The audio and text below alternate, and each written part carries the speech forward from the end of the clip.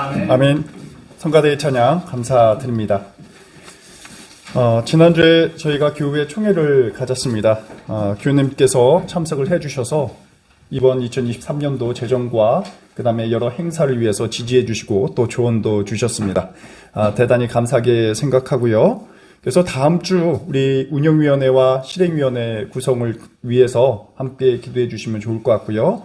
이 위원회를 통해서 올해 주요 세부적인 안건과 또 실행사항을 점검하고자 합니다. 그래서 올해 다시 한번 지난 코로나로부터 벗어나서 회복과 그 다음에 역동적인 공동체를 만들어 가는 데 있어서 여러분의 관심과 또 동참을 부탁드립니다.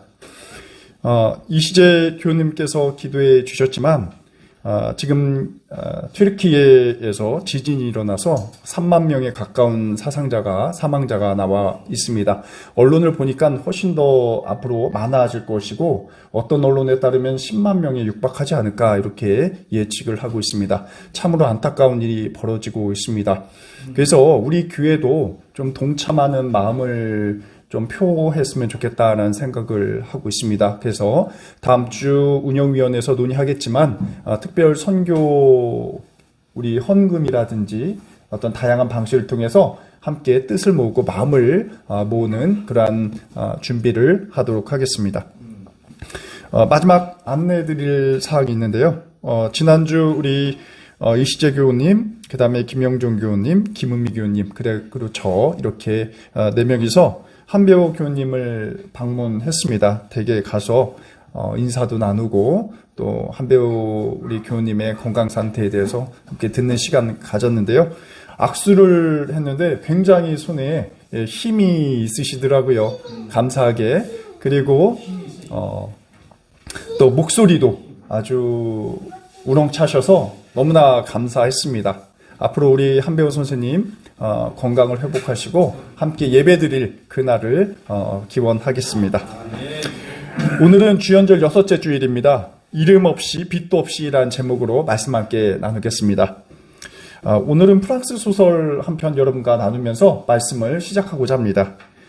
아나톨 프랑스라는 프랑스의 작가가 있습니다. 19세기 중반부터 20세기 초까지 활동한 작가입니다. 1921년에는 이 노벨 문학상을 수상한 바 있습니다. 그가 쓴 소설 작품 가운데 성모 마리아의 고개사라는 굉장히 흥미로운 제목의 소설이 있습니다. 줄거리는 이렇습니다. 프랑스 루이 왕 시대를 배경으로 하고 있습니다. 바르나베라는 무명의 고개사가 있었습니다. 분비는 장터에 나가서 광장에 낡은 양탄자를 깔고 묘기를 선보이는 것이 그의 일이었습니다. 제법 성실했고 묘기에 남다른 재주를 갖고 있었습니다. 그런데 이 사람이 이 종교 생활도 신앙심도 굉장히 깊었던 모양입니다. 군중들 앞에서 묘기를 보이다가도 일이 끝나면 성당에 들어가 이 기도를 드리곤 했습니다. 자신의 볼품없는 형편을 따뜻하게 인정해주는 마리아상 앞에서 기도하길 굉장히 좋아했습니다. 그러던 어느 날이었습니다. 거센 비 때문에 사람들에게 묘기를 보여줄 수가 없었습니다. 당연히 돈도 벌지 못했어요. 그래서 애처로운 고개사는 하룻밤 묵을 곳을 찾아 이곳저곳 돌아다녔습니다. 그러다가 거리에서 한 신부님을 만나게 됩니다. 함께 길을 걷다가 고개사는 신부님에게 이렇게 말 한마디를 건넵니다. 신부님, 저도 신부님처럼 날마다 미사를 드리고 찬미하는 삶을 살고 싶습니다. 이 말 들은 신부는 감동했습니다. 자신이 운영하는 수도원으로 그를 데리고 가게 됩니다. 고개사의 청대로 그를 수도사로 받아들입니다. 그리고 수도원에 있는 수사들은 그들의 제주대로 하나님을 섬기고 있었습니다. 수도원 원장은 라틴어로 성경을 읽고 있었습니다. 또 모리스라는 수사는 능숙하게 가죽에 성구를 새겼습니다. 또 다른 수도사들은 성화를 그렸고 또 돌로 석상도 만들었습니다. 거룩한 성당에 걸맞는 귀한 재능들이었습니다. 하지만 바르나베는 좌절할 수밖에 없었습니다. 하나님을 어떻게 섬겨야 할지 몰랐고 또 재주도 없다고 판단했기 때문입니다. 그래서 바르나베는 이러한 기도를 올렸습니다. 하나님, 저는 할 수 있는 것이 없습니다. 성경 읽기도, 성가 부르기도, 운율 기도도 못합니다. 성화 작업도 못하고 성상 작업도 못합니다. 어쩌면 좋겠습니까? 어느덧 성탄절 시즌이 다가왔습니다. 바르나베는 무엇으로 예수님을 기쁘게 할 수 있을까? 수도원장에 물었습니다. 그래서 수도원장이 이렇게 답합니다. 당신이 드릴 수 있는 최선을 드리세요. 당신이 드리는 최선을 하나님께서 기뻐하실 것입니다. 이 말을 들은 바르나베는 주님께 드릴 그 최선이 무엇인지 찾아갔습니다. 이후부터 바르나베는 사람들 몰래 예배당으로 들어갔습니다. 사람들이 예배당에서 무엇을 혼자 하고 있느냐 이렇게 종종 물었습니다. 하지만 그는 그냥 빙그레 웃기만 했습니다. 점차 바르나베의 행동에 의심 갖는 사람들이 많아졌습니다. 궁금증이 극에 달한 수도원장이 신부들을 데리고 예배당 창문으로 바르나베를 엿보았습니다. 바르나베는 얼굴에 분칠을 하고 알록달록한 옷을 입은 채 마리아상 앞에서 온 힘을 다해 제주를 부리고 있었던 것입니다.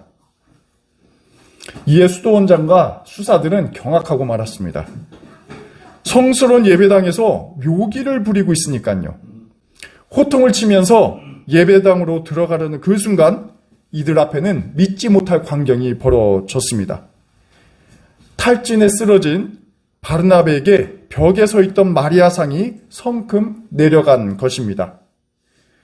성모 마리아는 옷자락으로 바르나베의 땀을 닦아 주었습니다. 바르나베는 수도원장과 신부들에게 고요히 말합니다. 다 모셨군요. 죄송합니다만 이것이 제가 하나님께 드릴 최선입니다. 고개사는 순수한 마음가짐을 갖고 있었습니다. 하지만 사람들은 아무도 그를 알아주지 않았습니다. 되려 호통쳤습니다. 그들에게 제주 부리는 일은 불경건하고 속된 것이었기 때문입니다. 적어도 수도원 사제들은 자기들이 하는 것처럼 어떤 고상한 일만이 인정받는 일이라 생각했던 것입니다. 하지만 하나님은 달랐습니다. 바르나베의 고개를 진심으로 인정해 주었습니다. 그의 마음에 지닌 순수함과 겸손 때문입니다. 오늘 여러분과 함께 나눌 말씀의 주제는 겸손과 교만이라는 주제입니다. 여러분, 겸손은 무엇일까요? 겸손은 남을 존중하고 자기를 낮추는 태도라 할 수 있습니다. 그리고 교만은 이 겸손이 결핍된 상태입니다. 그런데 이 교만을 부추기는 요인이 있습니다. 그것은 바로 인정에 대한 욕구입니다. 오늘 소설 속 수도사들은 제법 고상한 재주가 있었죠. 라틴어로 성경을 읽는 등, 그리고 가죽에 성구를 새긴다는 등, 성화나 석상을 만드는 등 모두가 종교적으로 볼 때 굉장히 하나님께서 좋아하실 것만 같은 그러한 일에 능숙했습니다. 사실 이들은 하나님이 아닌 어쩌면 세상 사람들의 인정도 받고 싶어 했던 모양입니다. 와, 거룩하다 라는 감탄을 듣기를 원했을 것입니다. 이들은 제법 어깨에 힘도 줄 알았던 모양입니다. 하지만 하나님은 이들의 재능에 대해서 기뻐하지 않으셨습니다. 되려 비천하고 속되다 여겨지는 바르나베의 그 고개에 아낌없는 칭찬을 보여주셨습니다. 그 이유는 바르나베는 세습의 인정이 아니라 하나님을 향해 온전히 집중했기 때문입니다. 이러한 겸손이 하나님께서 인정하신 것이고 또 구원의 길이라는 것입니다. 그리고 이러한 태도는 우리 신앙과 삶에 있어서 굉장히 중요한 점을 말해주고 있습니다. 여러분, 우리가 직장 생활을 하죠. 그런데 과연 무엇을 위해서 우리가 일을 하는가 곰곰이 생각해 볼 필요가 있습니다. 물론 우리는 세상의 인정을 필요로 하며 이러한 삶을 이어가고 있습니다. 인정을 통해서 우리는 성취감도 느끼고 또 승진도 하게 되고 삶의 의미도 부여받게 되는 것이죠. 하지만 과도한 인정에 대한 욕구는 어떻습니까? 우리의 삶을 정도에서 벗어나게 합니다. 끊임없이 남의 인정에 목마르게 하고 또 지나치게 남에게 인정을 구하게 됩니다. 그리고 이러한 삶은 자기 상실로 이어지게 됩니다. 자기 능력 그 이상의 인정을 요구하다 보니 자기를 포장하게 되고 또 교만하게 됩니다. 그리고 여기서 문제가 벌어지게 되죠. 그렇다고 남으로부터 인정이 불필요하다라는 것은 아닙니다. 핵심은 우리가 인정받을 것은 어떤 측면에서 우리가 그리스도인으로서 하나님이라는 자각과 또 겸손한 자세로 어떻게 살아갈 것인가, 이 과제에 있습니다. 오늘 아침 우리가 묵상한 고린도전서 4장 6절 이하의 말씀은 바로 교만의 길에서 탈출하여 겸손한 삶으로 살라는 이런 메시지를 던져주고 있습니다. 이름 없이 빛도 없이 사는 삶에 희망을 가지라, 희망을 걸라라는 메시지입니다. 오늘 말씀 4장 6절을 보니까 이 바울과 아볼로라는 이름이 등장하게 됩니다. 이 아볼로라는 인물, 바울은 우리가 익숙하지만 아볼로는 좀 낯설게 느껴질 수 있습니다. 이 인물은 고린도 교회에서 꽤 영향력을 행사했던 그러한 지도자였습니다. 아볼로는 굉장히 엘리트였고 또 학자, 지식인이었습니다. 근데 문제는 이 고린도 교인들 사이에서 바울과 아볼로라는 두 지도자를 두고 서로 비교하고 또 누가 더 잘났냐라고 서로 평가했던 이런 모양입니다. 근데 문제는 이런 것이 교회 분열로 번질 수 있다라는 문제였습니다. 그래서 바울은 이를 굉장히 심각하게 보았습니다. 바울과 아볼로는 복음을 전하는 협력자 관계였지 서로 경쟁 관계가 아니었던 것이죠. 바울이나 아볼로나 세련된 당대 철학이나 지식으로 지적 어떤 우월성을 내세운 것에는 전혀 관심이 없었던 인물입니다. 그래서 오늘 말씀 6절을 보니까 바울이 어느 한 편을 편들어 다른 편을 얕보지 말라 이렇게 조언하고 있습니다. 남을 판단하는 고린도 교인들의 그 교만을 드러내지 말라라는 것이죠. 사실 바울은 꽤 불편했을 것입니다. 하나님께서 주신 은사를 가지고 은사가 없는 자들을 폄훼하고 또 차등을 두려고 했기 때문입니다. 고린도 교인들에게 하나님께서는 그 나름의 재능과 은사를 주셨습니다. 하지만 이를 남들에게 인정받기 위해서 하는 것은 아니었죠. 하지만 바울은 고린도 교인들은 이런 재능을 가지고 자신들의 것으로 가지려 했고 사유하고 이것을 자신의 의를 드러내는데 뽐내곤 했습니다. 그래서 바울은 이러한 교만이 은사를 무익하게 만든다라고 질책합니다. 심지어 고린도 교인들은 자신의 재능이 하나님의 것이 아니라 자기의 것이라 이렇게 착각하는 교만을 보였습니다. 고린도 교회의 상황이 이러니 바울이 8절에서 이렇게 말합니다. 여러분은 벌써 배가 불렀습니다. 벌써 부자가 되었습니다. 우리를 제쳐놓고 왕이나 된 듯이 행세하였습니다.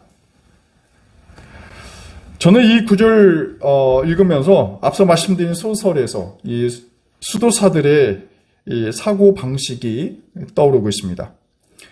고상하게 라틴어로 성경을 읽는 모습은 자기 지식을 자랑하는 것이고 또 가죽과 돌에 거룩한 조각을 새기는 일은 세상과 차별된 일로 자신들을 우월하게 두는 것입니다. 고린도 교인들도 삶의 자리는 다르지만 하나님께서 주신 그 은사로 세간의 인정에 오롯이 이용하고 있습니다. 그래서 바울은 벌써 배가 불렀다. 왕처럼 행세한다. 이렇게 냉소적인 투로 말하고 있습니다. 바울은 고린도 교인들에게 그렇다면 그리스도인의 제자가 된다는 것이 무엇을 의미하는지 어떤 상태인지에 대해서 명확히 일러주고 싶은 모양입니다. 그래서 교인들에게 현실을 자각할 것을 말하고 있습니다.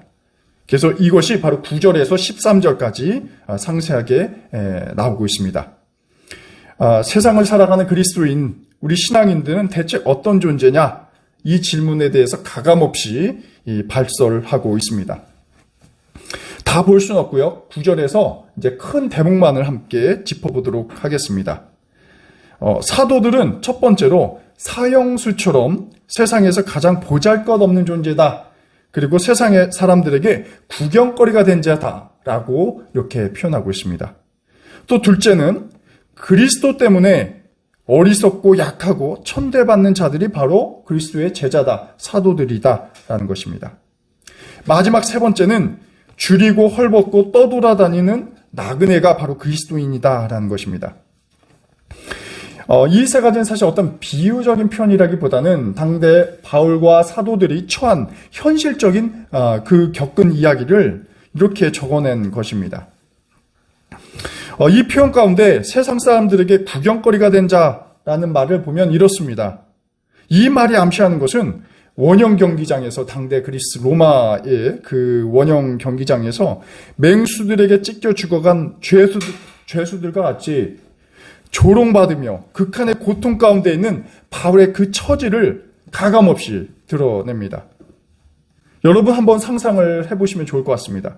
원형 극장으로 들어가는 사형수들, 그리고 이들을 바라보는 군중들의 환호와 함성과 모욕은 바울이 그리스도인으로서 어떤 상황에 놓여 있는가를 아주 잘 말해주고 있습니다.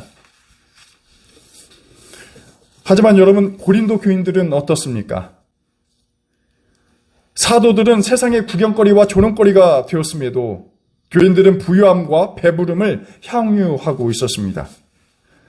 고린도 교인들의 정신 상태가 정상적이지 않다. 이 기독교의 어떤 그리스도의 길을 걷는 그 모습과는 다르다라는 것을 바울이 아주 비판적으로 말하고 있습니다.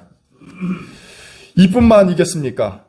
그리스도 때문에 바울과 사도들은 자신들이 받은 그 모든 인정을 포기하기까지 합니다. 오히려 세상의 인정을 거부합니다. 그것이 이들의 인생의 목표가 아니었기 때문입니다. 오히려 바울은 달인 서신서에서 고백하지만 자신의 약함과 비천함이 하나님을 따르게 하는 가장 큰 동력이라고, 그리고 하나님이 주신 큰 능력이라고 보았습니다. 내가 오히려 유명하지 않아서 오히려 하나님께 더 의존할 수 있었다라는 것입니다. 내가 비천해서 인간에게 의지하기보다는 더욱더 하나님을 의지하게 된다라는 것입니다. 세상의 눈으로 보기에는 이것이 바울과 같은 사고가 굉장히 어리석은 것 같지만 바울에게는 진실로 참되고 이것이 가장 지혜로운 것이었습니다. 하지만 고린도 교인들은 이러한 바울의 이러한 사고라든지 이 말씀을 전혀 이해할 수 없었습니다. 그리스 문화에서는, 그리스 사회에서는 힘과 권력이 추앙받는 시대였습니다.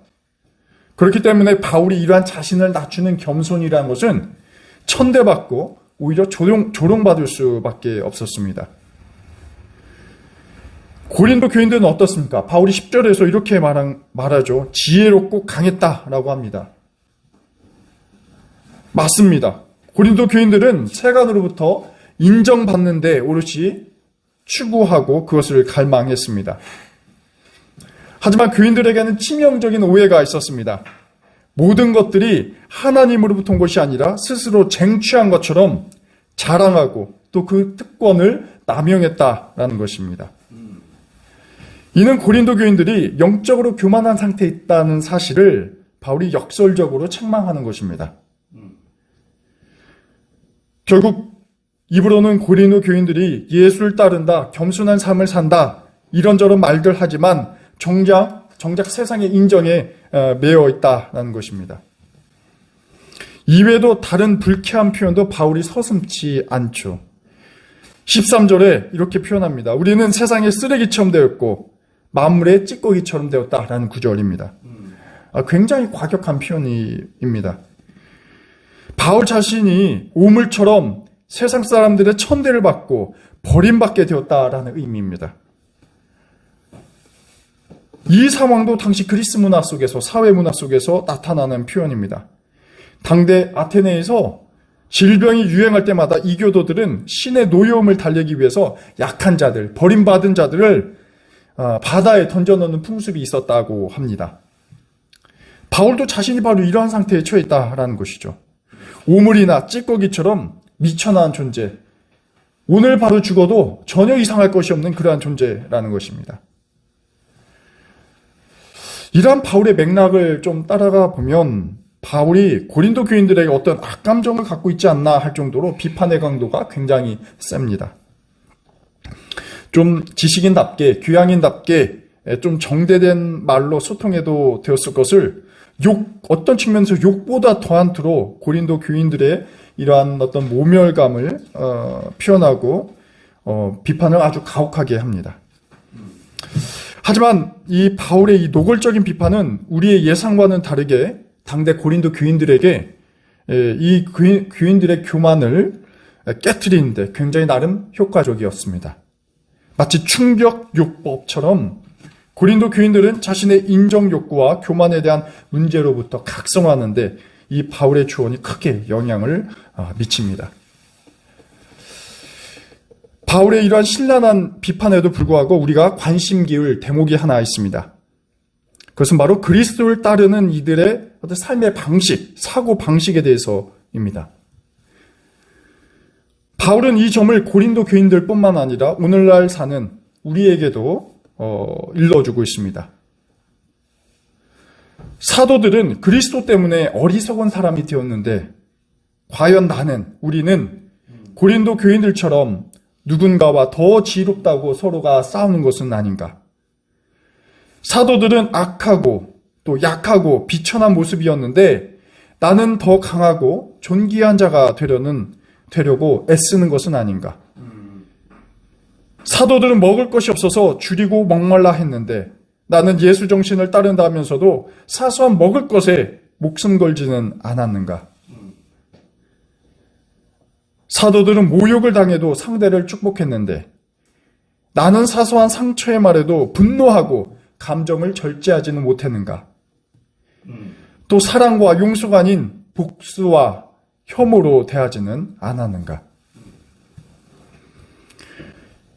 당시 고린도 교인들이 바울의 편지를 읽고 있었더라면 그들은 분명 부끄러웠을 것입니다. 고린도 교인들만은 아닐 것입니다. 저도 부끄럽습니다.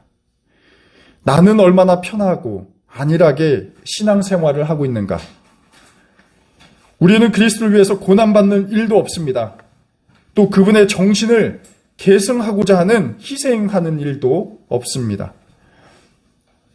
어찌 보면 그 누구보다도 우리는 더 가지려 했고 더 세간에 인정받으려는 욕구에 충만해 있었습니다. 그리고 안간 힘을 다했습니다. 우리 그리스도 신앙은 모순과 역설의 신앙입니다. 하나님께서는 우리를 더욱더 평안케 하시기 위해서 고난과 포기의 길로 부르신다는 것입니다. 세상의 인정이 아니라 그 인정의 포기를 말하고 있습니다. 대신 하나님께 인정받으라는 그 길을 안내해주고 있습니다. 앞서 소설 이야기 드렸습니다.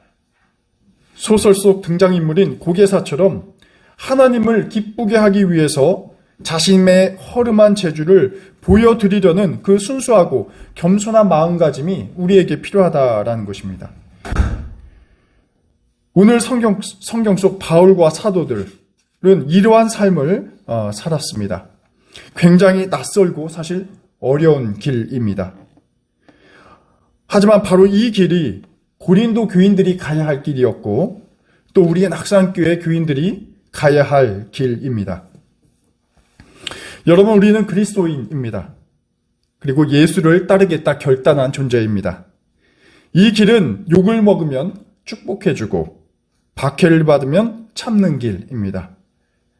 하지만 사실 정반대로 우리가 행할 때가 너무나 많이 있고 이런 부분에서 우리가 많은 부분 훈련받지 못했습니다. 세상의 인정에 목숨을 거는 것이 아니라 오히려 겸손으로 세상을 섬기고 또 이름을 숨기는 그러한 길입니다. 우리가 이 길을 한 발짝씩 내디딜 때마다 이 길이 옳다, 또 이 길이 맞다는 확신을 우리 주님께서 주실 줄 믿습니다. 우리 낙산교회 교우님들께서 그리고 교우님들의 삶에 주님의 보호하심과 사랑의 은총이 늘 함께 하시길 기원합니다. 기도하겠습니다. 하나님, 세상의 인정과 자랑을 쫓아 살아간 저희를 겸손하게 하옵소서.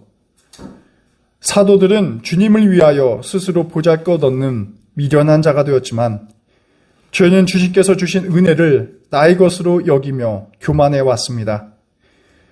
예수님을 믿는다는 것은 줄이고 목마르고 헐벗은 길을 향하는 것입니다. 하지만 저희는 배부르고 따뜻한 삶을 살아왔습니다. 누군가의 욕에도 참지 못했습니다. 비방을 받으면 복수심을 마음에 품었습니다. 주님, 저희를 용서하옵소서. 오직 저희의 모든 것이 당신과 세상을 섬기는 도구가 되게 하옵소서. 예수 그리스도의 이름으로 기도드립니다. 아멘.